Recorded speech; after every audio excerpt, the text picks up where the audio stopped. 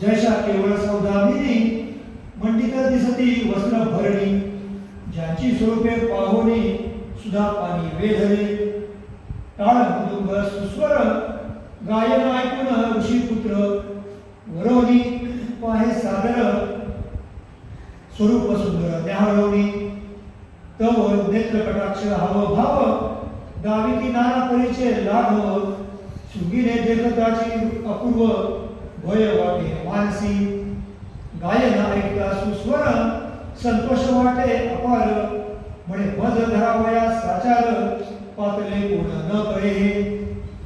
भय करून ते वेळा श्रुती वायू गे पळाला, सेवेची विलोकी परतोनी डोळा सुंदर स्वरूपे तयाचे.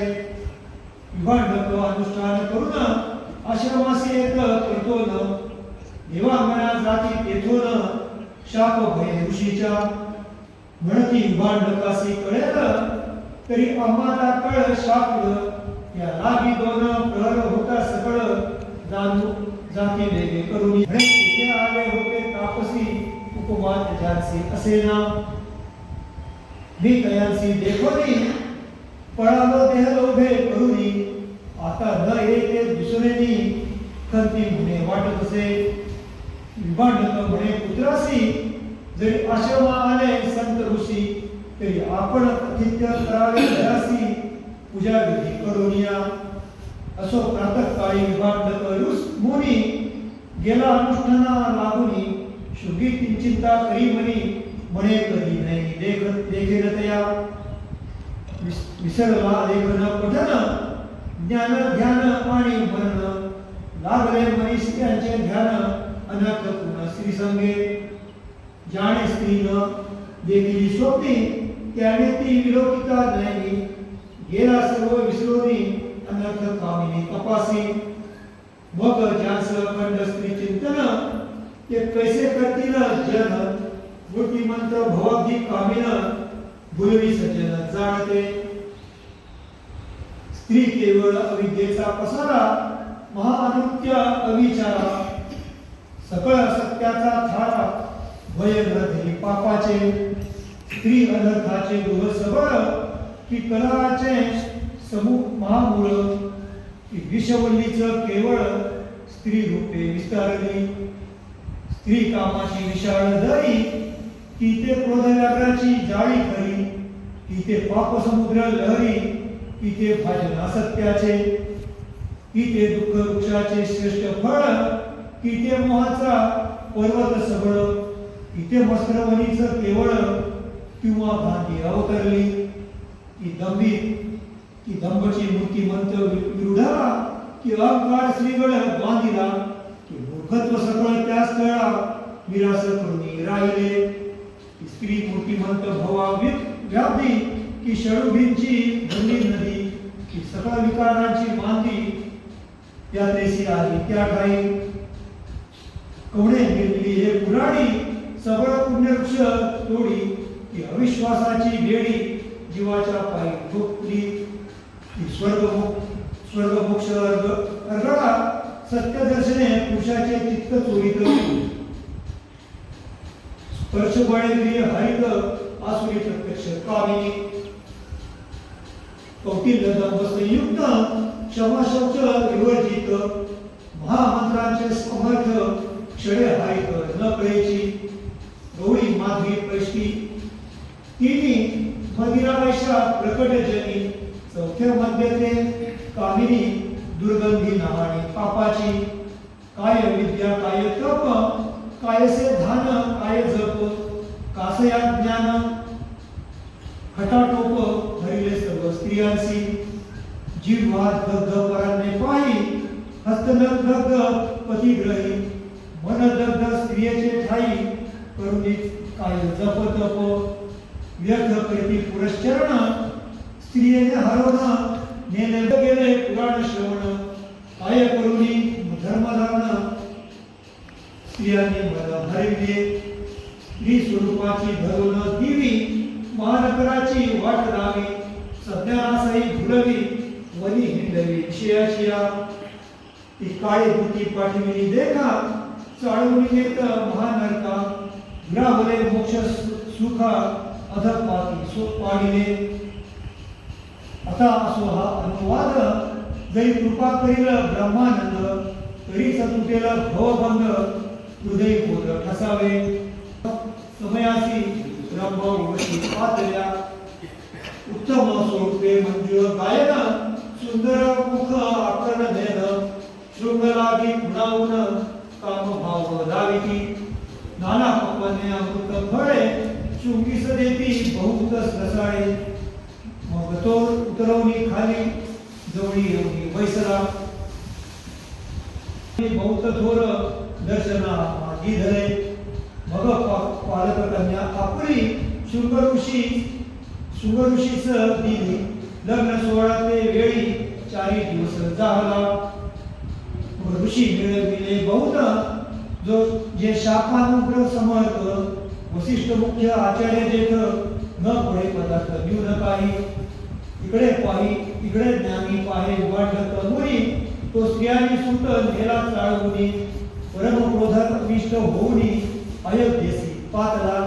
तो ऋषी वेष्टित देखीला पुत्र, जैसा नक्षत्री वेष्टीला रोहिणीवर, ती किरणी वेष्टीला दिवाकर.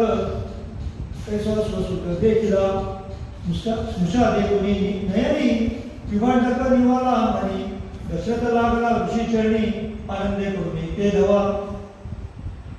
चत्वारी सुंदर द्विबुधन, सप्तपाणी त्रिचरण.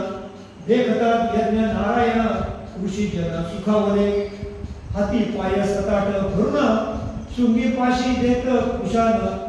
म्हणे अभिलंबे पिंड करून, तिही राण्यास देजे.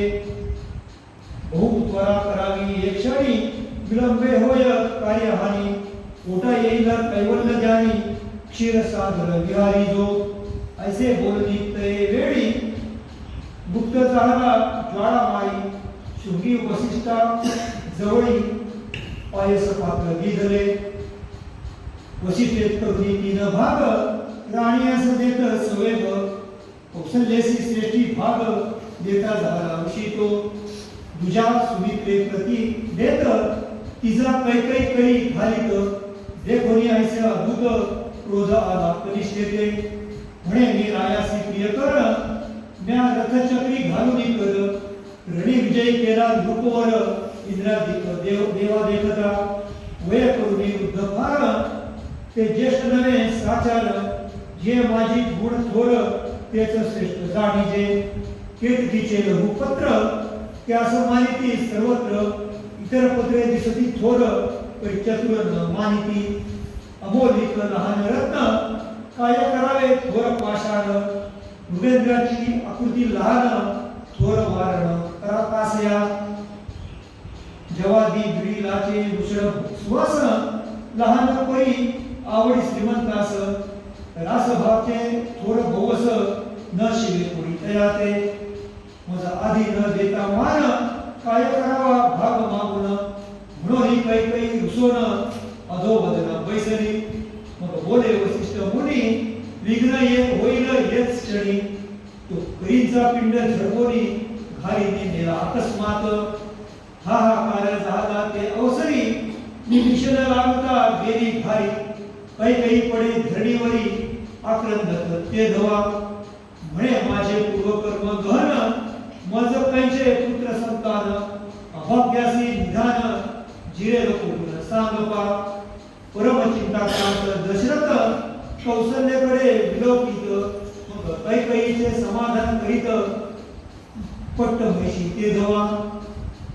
कौशल्या सुमित्रा दोघी जणी, अर्ध विभाग काढून. जेत्या झाला ते क्षणी, पूर्ण पिंड कैकईते. जैशा भागीरथी आणि मंदाकिनी, तैशा कौशल्या सुमित्रा दोघी जणी. मत्सर अनुमात्र म्हणी, न मकरीती स्वप्नी सर्वथा. जे अत्यंत कुटील देख, तयासी स्वप्नीही नाही सुख. कदा मानिती कोणी लोक, सदा अपेक्ष पात्रते. असो मी आधी करुणी, तिघी राण्या झाल्या गर्भस्थ. आनंदला राजा दशरथ, म्हणे माझे भाग्य उदित, दिसते पुढे येतोनी. घारीने जो पिंड झडपिला, त्याचा वृत्तांत काय झाला श्रोतयांनी आक्षेप केला कथा मूळ सांगावा केसरी नामे वानर त्याची स्त्री अंजनी सुंदर ऋष्यमुख पर्वती घोर अपकृत बैसली 7 सहस्र वर्षेपर्यंत मौन धरोनी शुचिस्मंत आराधिला उमाकांत प्रसन्न झाला तापांती प्रतापी यशवंत महाभक्त वज्रदेवी मग बोले उमावर 11वा जो मी महारुद्र तुझे उदरी अक्षय अवतार घरी तो अंजनी जाणवा ऐके शुभवदने अंजनी तू अंजुळी पात्र कसोटी वैसे सावध माझे ध्यानी अंतर्दृष्टी करून या सुदेवनी ब्रह्मानंदे उचंबळे तव काही हातीचा पिंड झडपोनी घारी नेता असता गगनी तो चंड समीरे ते क्षणी पिंडमुखीचा आसुडीला रांत आणून घातला अकस्मात तो तत्काळ भक्षित शिवस्मरण करून या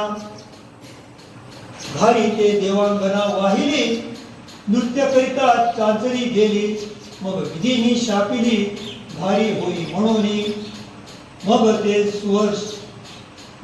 सुवर्चसा नामे देवांगना लागे कर्मोद्भवाचे कमलोद्भवाचे चरणा विधी म्हणे दशरथा राणा अयोध्येचा नृपोर त्याच्या मकर समयी पिंड झडपिता उधरशील तू तत्वता अंजनी करिता निजस्थाना येशी तू असो घारी